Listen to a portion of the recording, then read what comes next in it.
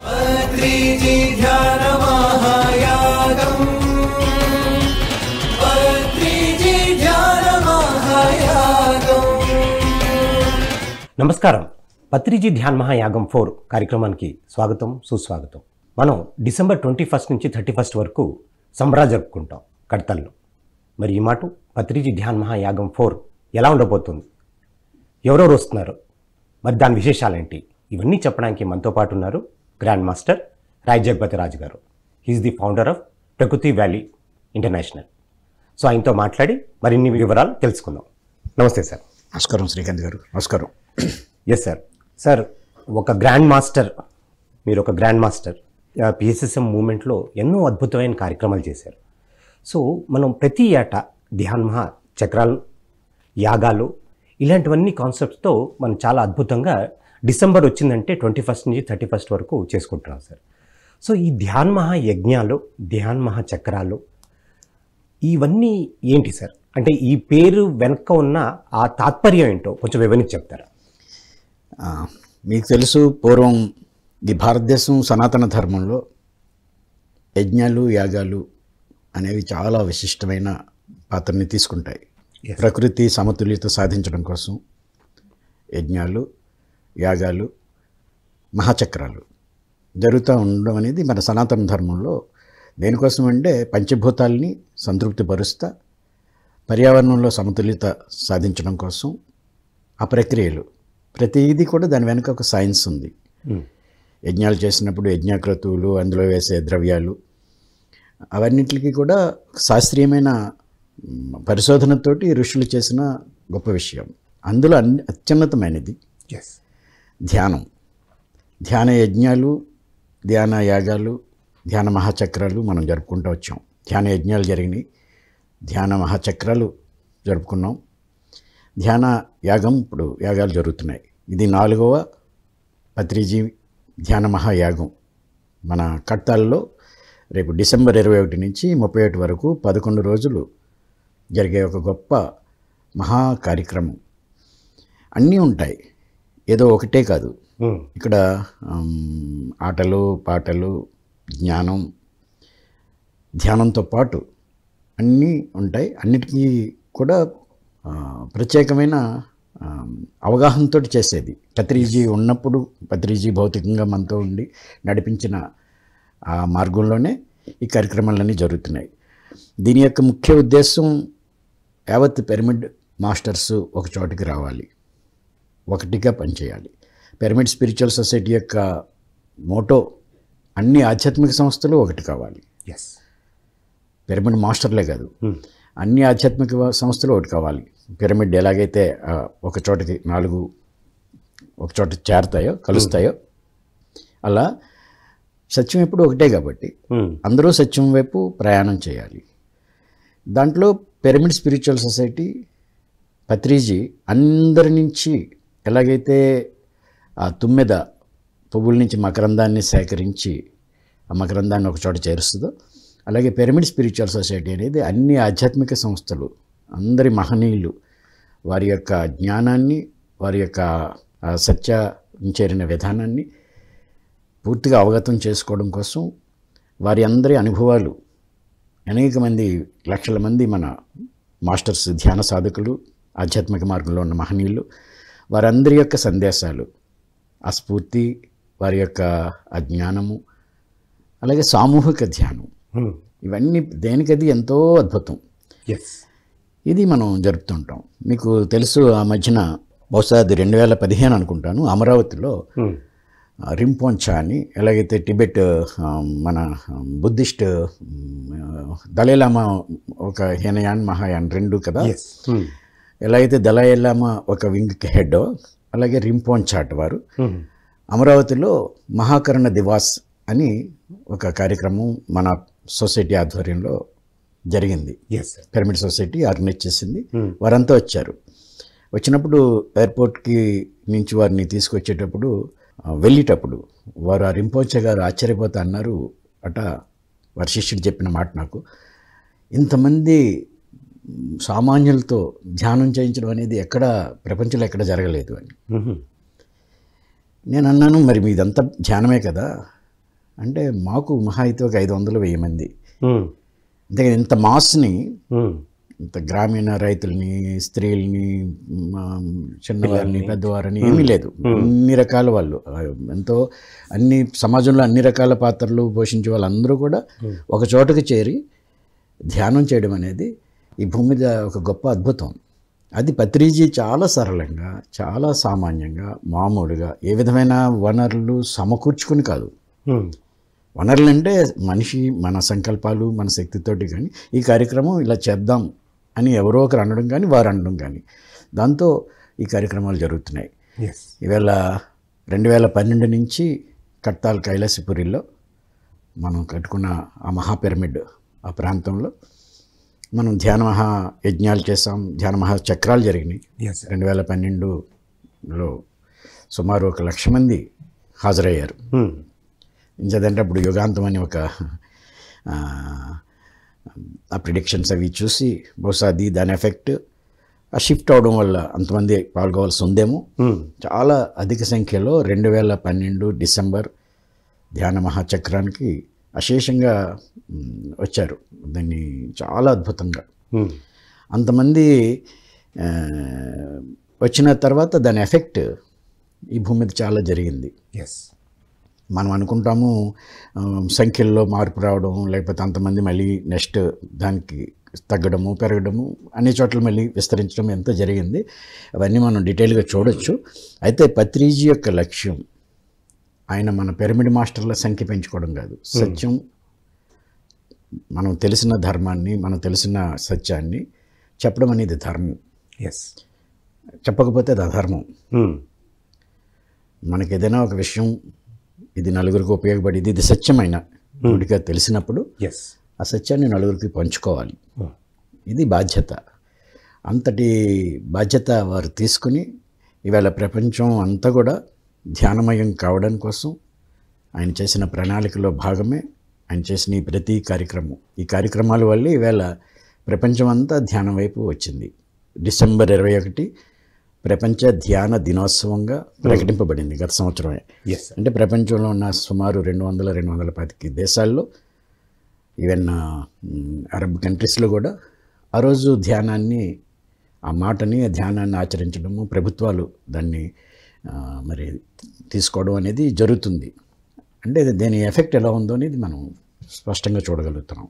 Sir, మనంటే ధ్యాన మహాయజ్ఞం అంటున్నాం, ధ్యానానికి అగ్రపీఠ వేస్తున్నాం. అవును. మరి ఎన్నో రకాల ధ్యానాలు ఉన్నాయి కదా, ఏ ధ్యానం గొప్పది, అది ఏ ధ్యానం చేస్తే సమం ధ్యానం అని అంటూ ఉంటారు. సో ఈ విషయం పట్ల కొంచెం అవగాహన మాకు ఇస్తారా? ధ్యానం అంటేనే నిర్వచనం పతంజలి మహర్షి చెప్పారు. ధ్యానం అంటే చిత్తవృత్తి నిరోధము అని. యోగ చిత్తవృత్తి నిరోధ, మనసుని శూన్యము చేయడమే ధ్యానం. మనసుని శూన్యం చేయడం కోసం అనేక ప్రక్రియలు ఉన్నాయి. మీరు చెప్పినట్టుగా వివిధ రకాల ప్రిపరేషన్. ధ్యానం అంటే ఒకటే, ఇన్ని లేవు. ధ్యానం అంటే ఏమీ చేయకుండా ఉండడం. బుద్ధుడు 6 సంవత్సరాలు ఈ ప్రపంచంలో, ఈ భూమి మీద ఉన్న అన్ని ప్రక్రియల్ని మామూలుగా కాదు, మామూలు వాళ్ళు చేసే ప్రయత్నం కాదు, ఆయన పూర్తి సమస్తాన్ని దాని మీద పెట్టి, ఎవరు ఏం చెప్పినా, మహనీయులు అనుకున్నవారు, ఎవరు సాధువులను వారు కలిసిన అందరినీ కలిసి సత్యం తెలుసుకోవడం కోసం ఆయన అంత తీవ్రమైన తపనతో ఉన్నారు. కాబట్టి అంత తపనతో ఆయన ప్రయత్నం చేశారు. చేస్తే ఏమీ కాలేదు. అవన్నీ ఆయన్ని తయారు చేసినాయి. ఆయన చేసిన 6 సంవత్సరాలు చేసినవి ఫెయిల్ అయినవి కాదు. 6 సంవత్సరాలు ఆయన రకరకాల ప్రక్రియలను ఆయన ప్రాక్టీస్ చేసినప్పుడు ఆయన ప్రిపరేషన్ జరిగింది. ఇంకేమీ చేయడానికి లేదు, అన్నీ చేశారు. ఈ భూమి మీద అప్పటి వరకు ఉన్న అన్ని ప్రక్రియలు ఎవరేం చెప్పారో, ఎవరైతే ఆ మార్గంలో ప్రయాణం చేసి ఆ సంప్రదాయాల్లో ఉండి ఆ స్థితికి వెళ్ళారో, అలాంటి ఋషుల్ని సేవించి వారి ద్వారా తెలుసుకున్న ప్రక్రియలు అన్నీ చేసి, ఇంకా అప్పటికి ఏమి ఆయనకు ఆత్మసాక్షాత్కారం కాలేదు, కానీ ప్రిపరేషన్ అయ్యింది. ఆ రోజు, ఒకరోజు ఆ బోధి వృక్షం కింద ఆయన ఏమీ చేయకుండా, పసిపిల్లవాళ్ళలాగా ఏమీ చేయకుండా ఊరికే శ్వాసని ఊరిగా గమనించడం జరిగింది. 1 నిమిషం అంతే. దాంతో ఆయనకి జరిగింది, ఆత్మసాక్షాత్కారం అయింది, విషయం ఏంటో అర్థమైంది, సత్యం అవగతమైంది. ఆయనకి చేరారు, ఆయనకి తెలుసుకున్నారు. అంచేత ఆయన అప్పుడు ఏం చెప్పారు, ఆయన దీన్ని ఆనాపానసతి అన్నారు ధ్యానాన్ని. అలాగే ఈ ధ్యానం ఆదియోగి పరమశివుడు అంటాం కదా, ఆదియోగి అంటారు కదా పరమశివుడిని. పరమశివుడు పార్వతీదేవికి 112 పద్ధతుల్ని చెప్పారు.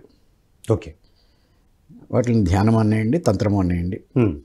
తంత్రము అంటే పద్ధతి, టెక్నాలజీ, టెక్నిక్స్ని చెప్పారు. 112లో మొదటి 9 శ్వాసకి సంబంధించిన ఈ ప్రక్రియల్ని, శ్వాసని గమనించే విధానాలే మొదటి 9 కూడా. ఓకే, పార్వతీదేవి అనేక సమస్యలు అడిగితే సమస్యలకి సమాధానం మాటల రూపంలో చెప్తే అర్థం అవ్వదు. ఇప్పుడు ఉదాహరణకి ఒక అంధుడు మీ దగ్గరికి వచ్చి గెరుపు ఎలా ఉంటుంది అని అడిగితే ఆ రంగుని మీరు ఎంతసేపు చెప్పినా, ఏ రంగు చూడని అంధుడికి మీరు ఎంతసేపు బోధించినా ఆయనకేమీ అర్థం అవ్వదు. ఎలా తెలుస్తుంది? అవును, ఆయన ఏ రంగును చూడలేదు, ఎరుపు ఎలా ఉంటుందని మిమ్మల్ని అడిగారు. ఎరుపు రంగు గురించి మీరు ఎంతసేపు బోధించినా ఆయనకేమీ కాదు. కానీ ఏం చేయగలాలి? ఆయనకి చూపు తెప్పిస్తే ఆయనే చూసి తెలుసుకుంటాడు. అలాగే పార్వతీదేవి అనేక ప్రశ్నలు అడిగితే పరమశివుడు సమాధానాలు చెప్పలేదు. ఎందుకంటే మనకి తెలియని విషయాల్ని ఎవరో చెప్తే ఊరికే ఇన్ఫర్మేషన్ అవుతుంది, కానీ చూడడానికి ఆ చూపు రావాలి. అలాగే జీవితంలో ఎదురయ్యే సమస్యలు, లేకపోతే ప్రపంచంలో ఎదురయ్యే సమస్యలు, లేకపోతే మన ఇంద్రియ జ్ఞానానికి అందని అనేక విషయాలు, అవి అవగతం కావాలి అంటే అది చూసే దృష్టినిచ్చే ఆ ప్రక్రియని పరమశివుడు పార్వతీదేవికి చెప్పారు. తీసుకునే శ్వాస యొక్క అంతము, విడిచిపెట్టే శ్వాస యొక్క ఆరంభము, 2 శ్వాసల మధ్య విరామాన్ని గమనించు దేవి అంటారు. శ్వాసల మధ్య విరామం, లేకపోతే ఆ టర్నింగ్, ఆ బిందువు, ఇలా సూక్ష్మంగా శ్వాసలని గమనించే విధానాన్ని 9 రకాల శ్వాసల్ని గమనించడానికి 9 పద్ధతులు, చిన్న చిన్న మార్పులతో ఆ శ్వాస మీద ధ్యాస అనే పద్ధతిని ఆదియోగి పరమశివుడు పార్వతీదేవికి బోధించిన అతి పురాతనమైన, అతి శాస్త్రీయమైన, అత్యంత అద్భుతమైన ప్రక్రియ ధ్యాన ప్రక్రియ. అది బుద్ధుడు సామాన్యులకు చేరవేశారు. బుద్ధుడి తర్వాత 2500 సంవత్సరాల తర్వాత అతి సామాన్యుడికి కూడా చేరేలాగా, ప్రతి వ్యక్తిని చేరేలాగా ఇంత పెద్ద మహా ధ్యాన విప్లవాన్ని, మహా ఉద్యమాన్ని ఇప్పటివరకు ఈ భూమి మీద ఎవరూ చేసి ఉండరు. పత్రిజీ చేసినంత బుద్ధుడు చేశారు, వారు కొంతమంది శిష్యులతో. కానీ పత్రిజీ 144,000 మంది పైగా మెడిటేటర్స్ని తయారు చేసి వీరి ద్వారా మొత్తం ఈ భూమండలం అంతా వ్యాప్తి చేసేలాగా ఒక పెద్ద స్ట్రక్చర్ని, పిరమిడ్ స్పిరిచువల్ సొసైటీని, ఒక మూమెంట్ని స్టార్ట్ చేశారు, ఒక మహా ఉద్యమాన్ని స్టార్ట్ చేశారు. దాని ఎఫెక్ట్ ఈవేళ ప్రపంచం అంతా చేరింది. అది పిరమిడ్ మాస్టర్ల ద్వారా చేరిందా, లేకపోతే ఈ సంకల్పం, ఆ మహనీయుడి యొక్క సంకల్పం యొక్క ఎఫెక్టా? వీళ్ళ ప్రపంచం అంతా ధ్యానం అనే పేరు వినబడుతుంది. Yes sir. అంటే ఈ లాస్ట్ 2-3 ఇయర్స్ నుంచి మనం పత్రిజీ మనతో లేరు, భౌతికంగా లేరు, కానీ ఓకే స్పిరిచువల్ లెవెల్లో ఎనర్జీ పరంగా అయితే ఉన్నారు. అది చాలామంది పిరమిడ్ మాస్టర్స్ నమ్ముతారు, మెడిటేషన్లో కూడా చూడడం జరిగింది. ఇది చైతన్య జ్యోతి అన్నది, ఈ ఒక కాన్సెప్ట్ అన్నది మొదలు పెట్టడం జరిగింది సార్. అంటే ఈ చైతన్య జ్యోతి అంటే ఏంటి, ఇది ఎందుకు తీసుకెళ్తాం, మన కడతాల నుంచి మొదలుపెట్టి మిగతా ఎన్నో ప్లేసులు తీసుకెళ్తాం, అది ఎలా తీసుకెళ్తాం, ఎందుకు తీసుకెళ్తాం, దానివల్ల ఉపయోగాలు ఏంటి అన్న అంశంపైన మాట్లాడతాం. పత్రిజీ జూలై 24వ తేదీన భౌతిక శరీరాన్ని విడిచిపెట్టారు. ఆ సంవత్సరం 22 డిసెంబర్లో జరిగే మహాయాగానికి నేను కలిసిన మిత్రులు అంతకుముందు మాట్లాడినప్పుడు వారు వచ్చే ధ్యాన మహాయాగానికి 1,00,000 మంది ఉంటారయ్యా, రావాలయ్యా అని అనడం, అనేక మంది మిత్రులతో అనడం నేను విన్నాను. వారు వెళ్ళిపోయారు. చాలామంది మాస్టర్స్ మన వాళ్ళు, ఎప్పుడు మనం గురువుగారిని కలవడానికి వెళ్ళాం, ఆయన షేక్ హ్యాండ్ ఇవ్వడం, లేకపోతే ఆయన వడ్డించడం, ఆయన్ని చూడడము, ఆయన ఫిజికల్గా ఆయన్ని ఇంటరాక్ట్ అవ్వడము అనే ప్రతి వ్యక్తికి ఆయనతో ఎంతో అనుబంధం ఉంది. అంచేత అందుకోసం అందరూ వెళ్తాము. ఈసారి ఆయన లేరు భౌతికంగా, ఎందుకు వెళ్ళాలి అనేది నేను కొంతమంది దగ్గర విన్నాను. ఎందుకంత మనం ఇంకా అయిపోయింది, పత్రికారే లేరు అని కొంతమంది అనడం విన్నాను. ఇది అప్పుడు నాకు ఒక ఆలోచన వచ్చింది. పత్రిజీ ఈ కార్యక్రమాలు చేసేటప్పుడు, ధ్యాన మహాచక్రాలు, యజ్ఞాలు చేసేటప్పుడు ఆయన విస్తృతంగా పర్యటించి అన్ని కేంద్రాల్లో కొన్ని చోట్ల ప్రతి జిల్లాలోనూ ఎక్కడైనా కార్యక్రమం జరిగినప్పుడు అందరినీ ఆహ్వానించేవారు. ఓకే. అంచేత ఆ ఆలోచనతో మరి పత్రిజీ లేరు కాబట్టి జ్యోతి, ఆ చైతన్య జ్యోతి జ్ఞానానికి ప్రతీక. జ్యోతి అనేది మన సనాతన ధర్మంలో ఒక అద్భుతం. ఎస్. అంచేత ఆ జ్యోతి ఆయన సమాధి నుంచి తీసుకుని ఈ తెలుగు రాష్ట్రాల్లో వీళ్ళున్నన్ని కేంద్రాలు కలిసి అందరినీ ఆహ్వానం పలకాలనే ఒక ఆలోచనతో 2022 డిసెంబర్లో జరిగే కార్యక్రమానికి వారి జన్మదినం రోజున అక్కడ ప్రారంభించి డిసెంబర్ 21కి మనం కడతాలు చేరడం అలాగే ప్రారంభించాం. అది వారు వచ్చినట్టుగా భావించారు. ఇప్పటికే అదే జరుగుతుంది. ఇది 4వ సారి అనుకుంటాను. 2022లో నేను మొదట ఆ జ్యోతిని తీసుకుని వెళ్ళినప్పుడు అనేక మంది అది ఆ వైబ్రేషన్ ఫీల్ అయ్యేవారు. నాకు ఆలోచన కొంచెం నాకు ఒక రకమైన అవగాహనతో నేను ఉన్నాను కాబట్టి నేను ఫీల్ అవ్వడం వేరు. నేను మామూలుగా చూశాను అందరిలో. ఓకే. ఆ జ్యోతి పట్టుకోవడం కోసం పోటీ పడేవారు. కొన్ని చోట్లయితే రాత్రి 10-11 టైంకి చేరిన ఉన్నాయి. 7 గంటలకు 8 గంటలకు ఈవినింగ్ చేరాలి, కానీ లేట్ అయ్యి రాత్రి 11 ఆ టైంకి కూడా ఎదురు చూసేవారు. ఎక్కడ భద్రాచలం అవతల, అది ఆల్మోస్ట్ బార్డర్లో ఉంది, ఛత్తీస్గఢ్ బార్డర్ అనుకుంటాను. అక్కడ రాత్రి మేము 11:30-12 గంటలకు వెళ్తే 200 మంది సుమారు ఉన్నారు. నాకు ఆశ్చర్యం వేసింది. అది రోడ్డు కూడా సరిగా లేదు. అక్కడికి పత్రిజీ 3 సార్లు వచ్చారంట. ఆ ఊరి పేరు నాకు గుర్తులేదు. భద్రాచలానికి ఇంకా ఒక 100-150 కిలోమీటర్ల దూరం లోపలికి వెళ్ళాం. అక్కడ పిరమిడ్ ఉంది అని అంటే వెళ్ళాము. వారు నైట్ ఎదురు చూస్తారు. అలాంటి ఎంతోమంది, అంటే సార్ వస్తున్నట్టుగానే పత్రిజీ వస్తున్నట్టుగానే ఆ ఎనర్జీ, ఆ ఫీలింగ్ అనేది అందరిలో కలిగేది. ఒకరిలో కాదు, ఎక్కువ మంది ఆ ఫీల్ అవుతారు.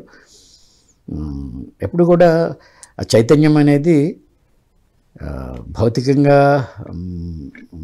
మనకి కృష్ణుడు వెళ్ళిపోయినట్టుగా ఉండొచ్చు భూమి నుంచి, కానీ ఆ కృష్ణ చైతన్యం ఎలాగైతే ప్రపంచం అంతా వ్యాపించిందో, మహనీయులు బుద్ధుడు యొక్క చైతన్యం ఈ రోజుకి మనందరినీ నడిపిస్తుందో, అలాగే ఎవరైతే మహనీయులు శుద్ధ సంకల్పంతో ఉంటారో వారు ఒక చోట ఉన్నా, భౌతికంగా ఉన్నా, భౌతిక స్థితిని దాటి అతీత స్థితిలో ఉన్నా, వారి యొక్క వైబ్రేషన్ మనందరిలోని అది తాకుతుంది. ఎవరైతే ధ్యానంలో ఎక్కువ సాధనలో ఉంటారో, ఆలోచనల గోల్లో లేకుండా కొంచెం ఎప్పుడైనా ఇదవుతుందో ఆ అనుభవం అందరికీ జరుగుతుంది. ఇదొక అద్భుతం. ఎస్. సో అంటే కడతల్ మహాక్షేత్రంలో బద్రీజీ ఒక సమాధి ఉంది. సో సమాధి దగ్గర ధ్యానం చేస్తే కనుక మరి ఎన్నో రకాల అనుభూతులు వస్తాయి, మరి ఎంతో జ్ఞానం వస్తుంది అని చాలామంది మాస్టర్స్ అంటూ ఉంటారు సార్. సో పత్రిజీ సమాధి గురించి చెప్తూ ఈ గురువులో ఒక సమాధి దగ్గర ధ్యానం చేసుకుంటే కలిగే లాభాల గురించి చెప్తారు. యోగులు సమాధి దగ్గర ధ్యానం 3 శక్తివంతం అని పత్రిజీ అనేక సందర్భాల్లో మాట్లాడడం మనం విన్నాం. ఎస్. అంటే సమాధి దగ్గరే వారి చైతన్యం ఉంటుంది అని కాదు, కానీ తప్పనిసరిగా వారి అవశేషాలు, వారి భౌతిక శరీరం అక్కడ ఉన్నప్పుడు ఆ శక్తి అనేది అక్కడ నిక్షిప్తం అవడం అనేది సహజంగానే జరుగుతుంది. ఎస్. మనకి వరకు పత్రిజీ నడిచిన మొత్తం ప్రాంతమంతా కూడా ఆ శక్తి క్షేత్రాలు, ఆ ప్రకంపనలతో ఉంటాయి. ఎస్. మనకి ఇంకొంచెం అదనంగా కైలాసపురిలో వారి భౌతిక శరీరాన్ని అక్కడ మనం చేసుకున్నాం కాబట్టి ఆ శక్తి స్థల్ అనేది భవిష్యత్తు తరాలకి ఒక గొప్ప స్ఫూర్తిని, గొప్ప పత్రిజీ గురించి మరింత విస్తృతంగా తెలియడానికి అవసరం. చాలా అద్భుతమైన ఒక పెద్ద పత్రిజీ స్మారక విషయాలన్నీ అక్కడ ఉండడం, అవన్నీ కావాల్సిన ఏర్పాట్లు అక్కడ జరుగుతున్నాయి కాబట్టి అదొక శక్తి క్షేత్రం. దానికి మించి ఇవన్నీ కూడా అవసరమైనవి అన్నీ అక్కడ సమకూరినాయి. బహుశా మరి అది ఒక ప్రణాళికలో భాగమేమో. పత్రిజీ నిష్క్రమణ, భౌతిక శరీరంతో నిష్క్రమణ అక్కడ జరగాలని అనుకున్నారేమో. అప్పటి వరకు బెంగళూరులో ఉండి మరి చివరికి ఇది అందరికీ హోప్ ఉంది, ఆయన 95 సంవత్సరాలు 2095 వరకు ఇక్కడే ఉంటానంటే ఏదో ట్రాన్స్ఫర్మేషన్ అవుతుందేమో అని ఎక్కువ మంది భావించారు. ఆయన వెళ్తారని ఎవరు అనుకోలేదు, ఎక్కువ మంది అనుకోలేదు, కొద్దిమందికి తెలిసేమో కానీ. బట్ ఆయన భౌతిక శరీరంతో అనే ఆలోచనతో అందరూ ఉన్నారు. మరి అదొక ప్రణాళికలో భాగమేమో వారు అక్కడ శరీరాన్ని విడిచిపెట్టడం. మరి ఆయన ఎంతో ఇష్టపడిన ప్రదేశాలు, ఆయన ఎంతగానో గడిపిన ప్రాంతాలు, ఈ ప్రాజెక్ట్స్ అన్నీ ఎస్ కడతాల్ మహేశ్వర మహా పిరమిడ్ అవనండి, పిఎంసి కానివ్వండి. పిఎంసి ఆయన కళ ఎస్ బీబీసీ లెవెల్లో ఉండాలి, ప్రపంచాన్ని చేరాలి, అన్ని భాషల్లోని మన ప్రసారాలు కావాలి, అందరికీ ధ్యానం వెళ్ళాలి అనే ఆలోచనతో పిఎంసి, కడతాల్ మహేశ్వర మహా పిరమిడ్, అలాగే బెంగళూరులో అన్నిటికీ ముందు కర్నూలు పిరమిడ్ ప్రారంభమైన తర్వాత మనకి పెద్ద ఆశ్రమం బెంగళూరులో వచ్చింది, బుద్ధా పిరమిడ్. అది ఆయన యొక్క విజన్, ఆయన యొక్క గొప్ప ఇష్టపడిన ప్లేసెస్. అలాగే నెక్స్ట్ మనకి జాతవనం ఉంది కొటాల్లో, అలాగే జగన్నాథ్ గట్టు ఎస్ అక్కడ ఉంది. ఎన్నో ఆశ్రమాలు ఉన్నాయి. అలాగే మనకి తూర్పు పశ్చిమ గోదావరి జిల్లాలకు సంబంధించి వశిష్ఠ గౌతమి మహా పిరమిడ్, ఎస్ఏలోనే పెద్ద పిరమిడ్ ఎస్ అక్కడ నిర్మాణమైంది. అలాగే ప్రకృతి వ్యాలీ అరకు దగ్గర ఎస్ అది నాకు ప్రారంభించే భాగ్యం నాకు కలిగింది. అలాగే ధ్యాన జగతి పరిశుద్ధ శాకాహార ధ్యాన గ్రామం, మొట్టమొదటి శాకాహార ధ్యాన గ్రామాన్ని తూర్పుగోదావరి జిల్లాలో మా గ్రామంలో మా మిత్రులతో కలిపి ప్రారంభించే భాగ్యం. మొట్టమొదటి పిరమిడ్ స్పిరిచువల్ సొసైటీలో పూర్తి శాకాహార ధ్యాన గ్రామాన్ని నిర్మాణం చేసుకున్నాం. దాని తర్వాత ప్రకృతి వ్యాలీ పత్రిజీ యొక్క సూచన మేరకి అక్కడ అన్ని పిరమిడ్ హౌసెస్తో ఆ నేచర్లో, ప్రకృతిలో అందరికి అది ఉండాలి. ఒక 40-50 ఇయర్స్ అందరూ నేచర్లోకి వస్తారు భవిష్యత్తులో అనే ఆలోచనతో వారు చెప్పిన విషయం అది. దానికి అనుకూలమైన అక్కడ కార్యక్రమాలు జరుగుతున్నాయి. ఇలాగ అనేక ఆశ్రమాలు వారు అన్ని చోట సందర్శించి వారు అక్కడ గడిపి ఇప్పుడు నేను చెప్పిన అన్ని ప్రాంతాల్లో ఆయన విస్తృతంగా ఉన్నారు. ఎంతో ధ్యానం అక్కడ జరిగింది. అది ఎంతో అవసరం అందరికీ. ఎంత భాగ్యం అంటే దొరకదు. అప్పుడు బుద్ధుడు ఇక్కడికి వచ్చి వెళ్ళారు అనే ఉంటే ఎంత పవిత్రము, ఒకసారి వచ్చి వెళ్ళారంటే. అలాంటిది పత్రిజీ ఎన్నోసార్లు, ఎన్నో రోజులు, ఎన్నో సంవత్సరాలు, ప్రతి సంవత్సరం కనీసం ఈ ప్రాంతాల్లో 1-2 సార్లు సందర్శించి అక్కడ ఉండేవారు. కడతాల్లో ఆయన ఈ ధ్యాన మహా చక్రాలు జరుగుతున్నప్పుడు 11 రోజులు, ఒక సంవత్సరంలో 14 రోజులు అక్కడే ఉన్నారు. అలా కాకుండా మధ్యలో కూడా ఎప్పుడూ వెళ్ళి విజిట్ చేసి అక్కడ 1 రోజు 2 రోజులు ఉండడం జరిగింది. మరి వారు అక్కడ ఉండి, ఇంతమంది మాస్టర్స్ అక్కడ ఉండి, ఇంతమంది ధ్యానం చేసిన అలాంటి ప్రదేశాల్లో గడపగలగడం అనేదే గొప్ప అదృష్టం. ఎస్ అది మనకు అవకాశం. రేపు డిసెంబర్ 21 నుంచి 31 వరకు వేల మంది ధ్యానం చేసిన ఆ ప్రదేశంలో మళ్ళీ కొన్ని వేల మంది వెళ్ళి పత్రిజీ యొక్క ఆ తరంగాల్ని, ఆ శక్తిని అనుభవిస్తా చేసే గొప్ప అవకాశం ఇది. ఇది చాలా అరుదుగా దొరికే అవకాశం. అందరూ అందుకనే రావాలి ధ్యాన మహాయాగానికి. ప్రతి పిరమిడ్ మాస్టర్ కనీసం ఒక 10 మందిని, కొత్త వారిని ధ్యానం గురించి కొద్దిగా అవగాహన కలిగినా కలగకపోయినా ఇలాంటి ప్రదేశాలకు వచ్చినప్పుడు వారి జీవితాలే మార్పు చెందుతాయి. కాబట్టి మనం రావడం, అలాగే మనం ఎన్నోసార్లు చూసామని కాదు, ఇది చూడడం కాదు, ఇది అనుభవం ఎప్పుడు పొందాలి. నేను కడతాల్లో ఒకసారి చూశాను, గత సంవత్సరం వెళ్ళాను అని అలా భావన వద్దు. ప్రతి సంవత్సరం, ప్రతిసారి ఆ కార్యక్రమానికి మనం వెళ్ళాలి. ఎప్పుడు కొత్త వారిని కొంతమంది తోడుకుని వెళ్ళడం అనేది మనం చేయాలి. ఆ పని పిరమిడ్ మాస్టర్లు ఆల్రెడీ మొదలుపెట్టి చేస్తున్నారు. ఎక్కడ చూసినా కూడా కడతాల్ కార్యక్రమానికి అందరినీ పిలుస్తా, మన ట్రస్టీస్, మన మిత్రులు, సీనియర్ మాస్టర్స్ ఈ కార్యక్రమంలో అందరినీ పిలుస్తా తిరుగుతున్నప్పటికీ ప్రతి జిల్లాలో, ప్రతి కేంద్రంలో కూడా కడతాల్ దీనికోసం ఏర్పాట్లు జరుగుతున్నాయి. నేను ఈ మధ్యనే పాడేరు దగ్గర ఒక గిరిజన గ్రామం వెళ్ళాను. అక్కడ వాళ్ళు అప్పుడే ప్రిపేర్ అవుతున్నారు కడతాల్ వెళ్ళడం కోసం. అలా సో అంటే ఈ పత్రిజీ ధ్యాన మహాయజ్ఞాల్లో మనకి చాలా ఎక్కువగా అట్రాక్షన్ ఉన్నవి అంటే గురువుల్లో ఒక సందేశాలు, అలాగే మన స్పిరిచువల్ సైంటిస్ట్లో ఉండి లేకపోతే సీనియర్ పిరమిడ్ మాస్టర్స్ ఒక సందేశాలు. సో ఇవన్నీ సందేశాలు వినడం ద్వారా మరి ఈ పార్టిసిపేట్ చేసిన వాళ్ళల్లో ఎటువంటి మార్పులు వస్తాయి అంటారు? అసలు ఇవన్నీ వినడం అవసరం అంటారా? దీని గురించి కొంచెం వివరించి చెప్తారు. ఇప్పుడున్న సీనియర్స్ అని మీరు ఎవరినైతే అంటున్నారో మేమందరం వాటి కోసం ఎదురు చూసి అప్పుడు ఆ మాస్టర్స్ యొక్క అనుభవాలు, వారి యొక్క జీవితం విని ఇంత అద్భుతమైన మార్పు తీసుకొస్తుందా ధ్యానంలో? ధ్యానంలో కనిపించే దివ్య అనుభవాలే కాదు, జీవిత అనుభవాలు కూడా. వారి జీవితంలో నేను ఒక ఆ మాస్టర్ని, కొంతమంది మాస్టర్స్ యొక్క అనుభవాలు విన్నాను 2004 ఆ టైంలో కూడా.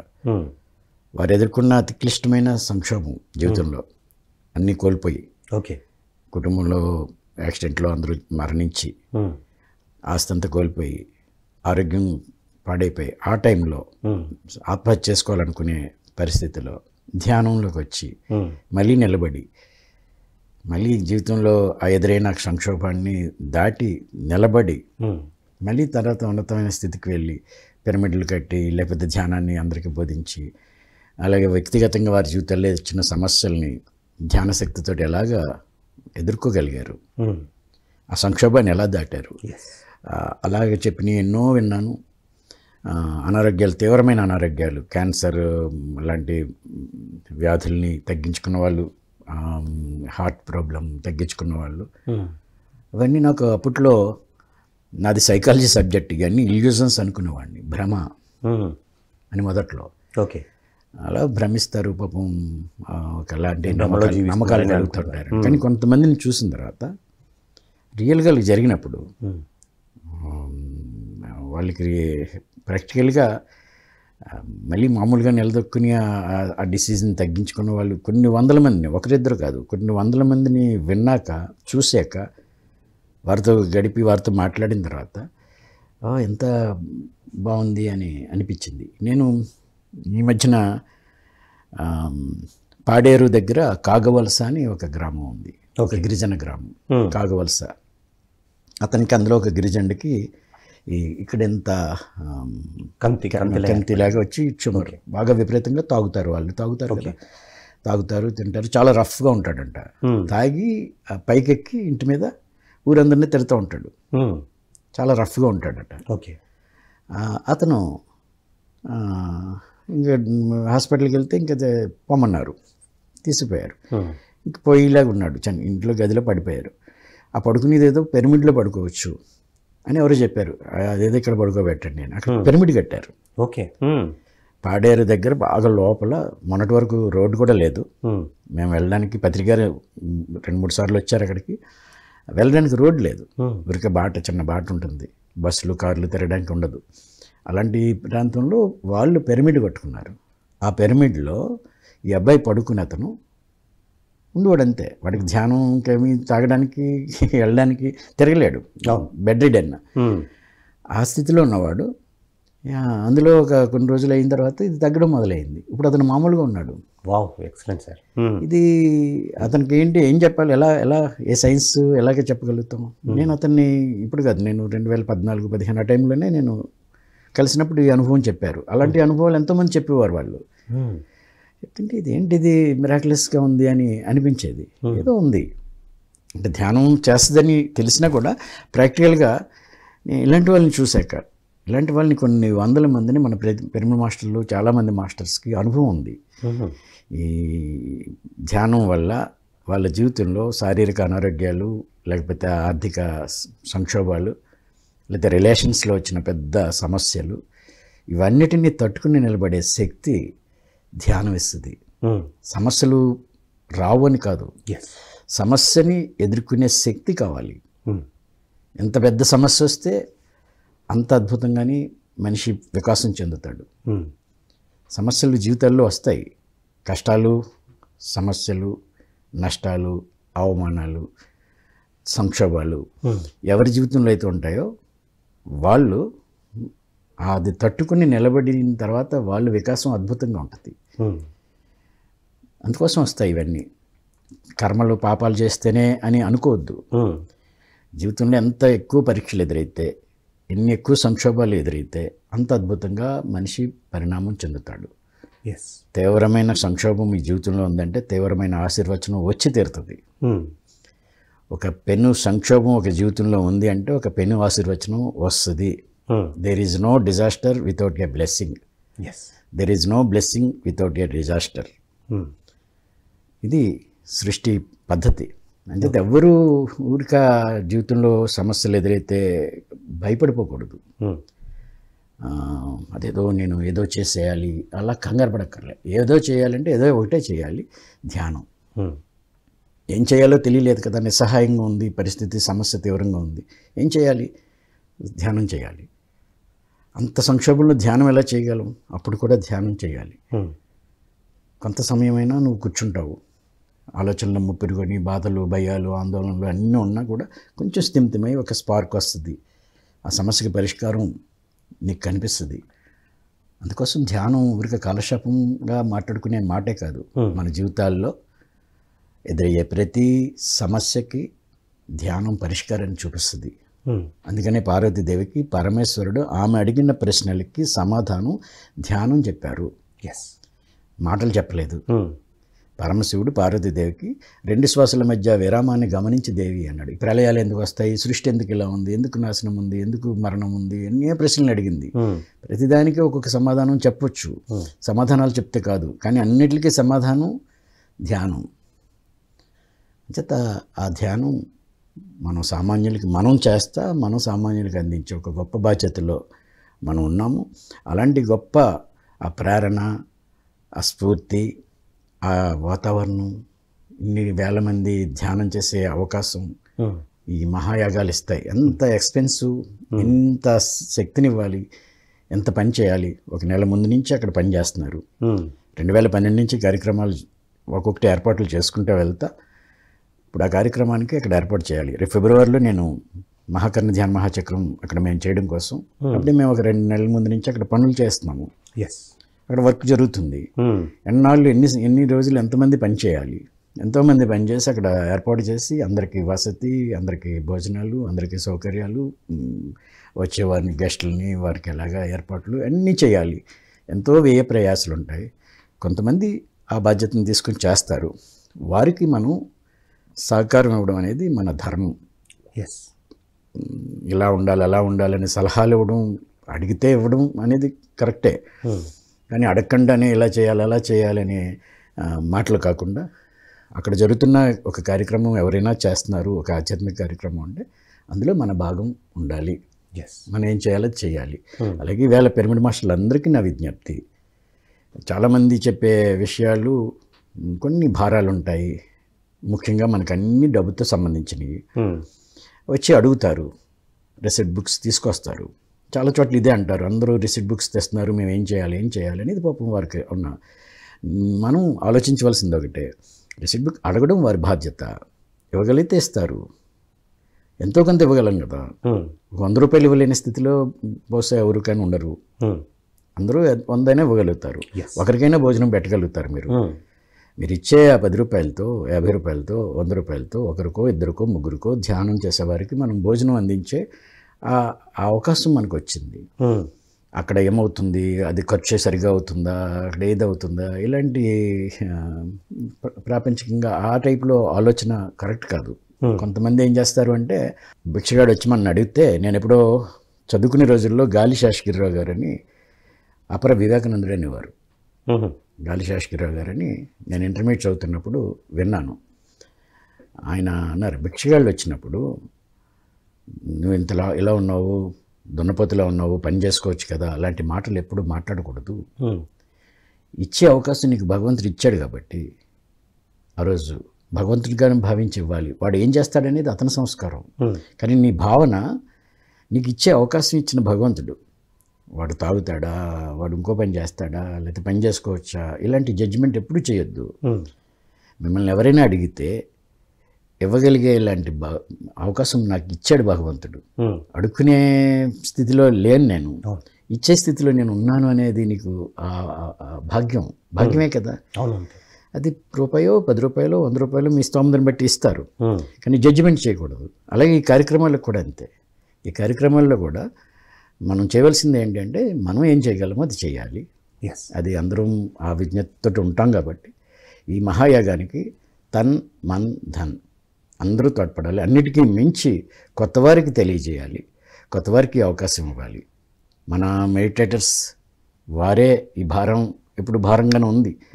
ఒకవేళ ఆర్థికంగా భారం అయితే ఇంకొక 10 మందికి మనం వెళ్ళి ఆ 10 మందిని దగ్గర మనం సేకరించి తీసుకుని వెళ్ళి అక్కడ ఇద్దాం, ఆ 10 మందిని తీసుకువెళ్దాం. ఆ రకంగా చేసి రేపు డిసెంబర్ 21 నుంచి 31 వరకు జరిగే పత్రిజీ ధ్యాన మహాయాగాన్ని 1,00,000 మందితో నిర్వహించాలి. అందరూ రావాలని అందరినీ పేరు పేరున పిరమిడ్ మాస్టర్లందరినీ రావాలని కోరుతా ఆ మహాయాగాన్ని మనం విజయవంతం చేయడం మన బాధ్యత అని మీ అందరికీ మరొకసారి విన్నవించుకుంటా. నమస్కారం. ఎస్ సార్, మరి ఎంతో అద్భుతంగా పత్రిజీ ధ్యాన మహాయజ్ఞం గురించి చెప్తూ మరి ఎన్నో విషయాల గురించి మీరు అవగతం చేశారు. ధ్యానం గురించి, అలాగే పిరమిడ్స్ గురించి, తర్వాత మీ జీవితంలో జరిగిన అనుభవాల గురించి కూడా చాలా విపులీకరించి మాకు చెప్పడం జరిగింది.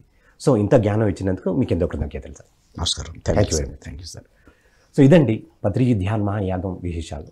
మరి ప్రతి ఒక్క పిరమిడ్ మాస్టర్ తన బాధ్యతగా మరి దీంట్లో పాల్గొవాలి, ఖచ్చితంగా వచ్చి దీన్ని విజయవంతం చేయాలి. నమస్తే.